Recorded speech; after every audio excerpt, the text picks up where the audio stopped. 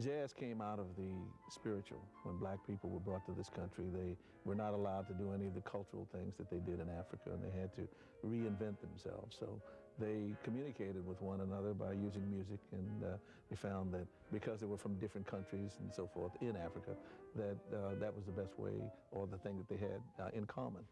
So out of that came work songs, out of that came spirituals, out of that base came the most American of all types of music that are indigenous to this country. Jazz started with, the first style of jazz was ragtime. A lot of people think that ragtime was pre-jazz, but according to Louis Armstrong, according to Sidney Bechet, and some of the people that helped create it, that was the first identifiable style. So from ragtime, the music went to and incidentally, this music has been sort of the soundtrack for American life for almost 200 years. So the idea of having that kind of thing, so going from ragtime into swing, into bebop, from bebop into many different styles. Out of bebop came cool, and then it sort of splintered and went into things which were sort of a hard bop, or a bop with a different kind of beat, a little more danceable beat, and that's when musicians began to experiment more publicly with various time signatures and play something at 5/4, something in 9/8, or something like that.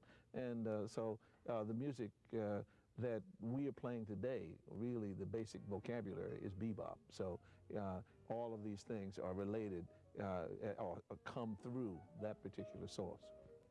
I was blessed in many ways, but one of the blessings that I cherish is the fact that I met Dr. King many years ago and was privileged to work with him on fundraising attempts to have the money that supported the Southern Christian leadership and many of the things that he was doing.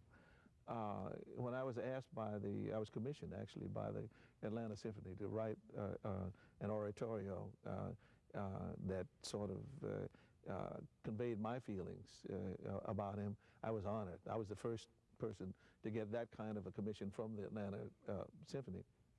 And since that was where he was from, I was doubly honored. Peaceful Warrior is how I saw him. He was just that. He was a peaceful warrior. He was one of the most remarkable human beings that I ever met.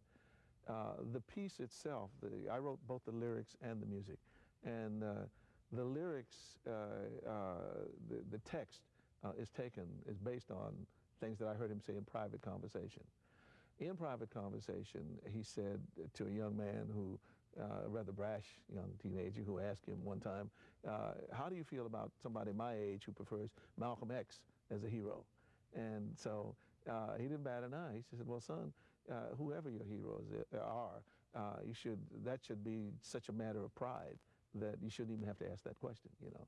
And so put my pen out and wrote, it's a matter of pride. And so that's the first the movement of the piece. The second movement, actually the third movement, is also taken from something he said. He there was on the same afternoon. This happened at Jackie Robinson's house. We were doing a benefit for Southern Christian leadership, and Jackie was and his wife Rachel were trying to protect Dr. King by having him back in the house rather than out where all the people wanted to get to him and everything. And so some of the people that were there were friends of theirs. The young man that made that statement was the son of a friend.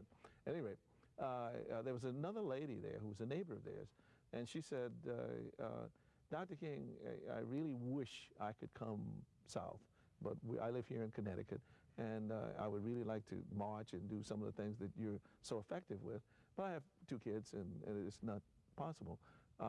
So, but I give what I can. He said, well, that's fine. He said, if you really are concerned, you can show it where you are. He said, we can use all the help we can get right here in Connecticut, you know. and so if you really are concerned, became one of the pieces that you know, the statement that I wanted to make in that context, quoting him. when it came to the middle movement, which to me is sort of a requiem, I took the phrase, his name was Martin. And, you know, that's just a pentatonic scale, but you can do.